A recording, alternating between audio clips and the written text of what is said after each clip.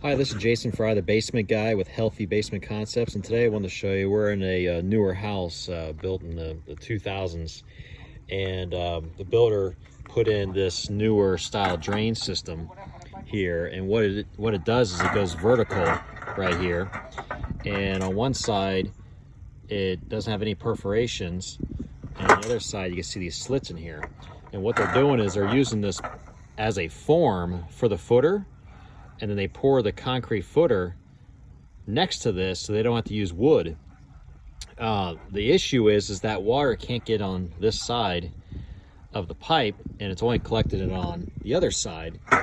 And these slits here are not very wide, and they start getting clogged up with silt, settlement, debris, and the water can't even get into the drain system very fast and get to the sump.